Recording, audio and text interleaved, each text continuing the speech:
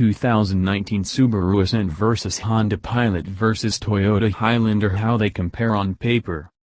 We had a good long look at the 2019 Subaru Ascent during the LA Auto Show and dug deep with 15 fast facts about the new 3-row family SUV.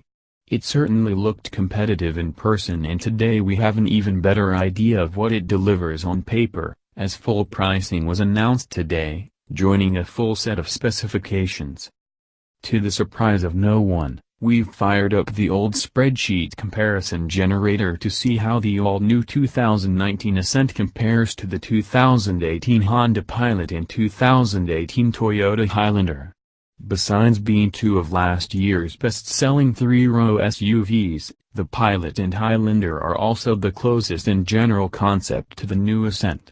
They should also cater to similar buyers. There are of course numerous other worthy contenders, including the Chevrolet Traverse, GMC Acadia, Mazda CX-9 and the best-selling Ford Explorer, so if you want to see their specs, check out the Autoblog Compare tool.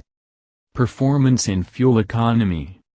The Subaru, as is so often the case, is the oddball. It has a 2.4-liter turbocharged horizontally opposed 4-cylinder, aka Boxer 4, that produces a comparatively modest horsepower rating, but a greater amount of torque. That's typical for turbocharged engines. For further comparison, the Mazda CX-9's Turbo 4 produces 227 horsepower on 87 octane and 310 pounds-to-foot of torque. The Honda and Toyota, meanwhile, go about it the old-fashioned way, with naturally aspirated 3.5-liter V6 engines.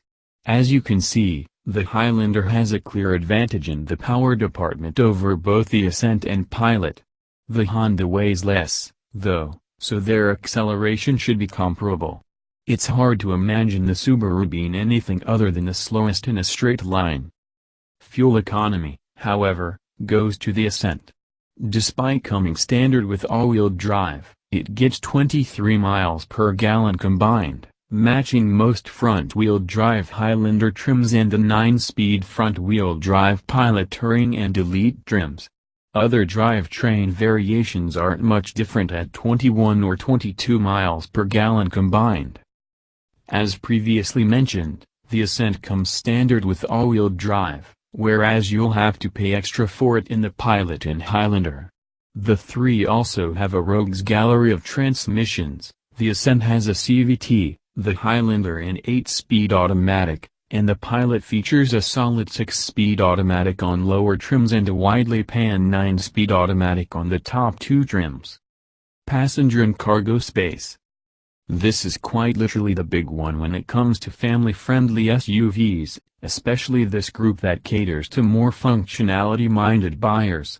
In short, the new Ascent is biggest on the outside and biggest on the inside. It's still closer to the Honda and Toyota than the jumbo Chevy Traverse, but it does have functional advantages. Most of that advantage can be seen in cargo space. As we suspected at the LA Auto Show, Subaru's initial cargo space estimates were incorrect. It said the Ascent had less space than the Outback. In reality, it tops the Pilot and Highlander with its 86.5 cubic feet of maximum space and 47.5 cubic feet of space behind the second row. It's also the best behind the raised third row, where every extra cubic foot could mean an extra bag not left behind, sitting on someone's lap or strapped to the roof. The difference is closer in terms of passenger space, with the Ascent largely similar to the spacious Pilot. In particular, note third row legroom. To put those legroom figures into perspective, a tall adult can fit in the Ascent and Pilot's aftmost seat, whereas the Highlander's is a tight squeeze. Conclusions. These three family crossovers obviously have differences, but as you can see, they're awfully similar. If you're wondering what Subaru benchmarked while designing the Ascent, I think you have your answer. Given these similarities and with competitive pricing that undercuts these key rivals, the 2019 Subaru Ascent certainly looks like it's a must-drive for those looking for a 3-row family SUV.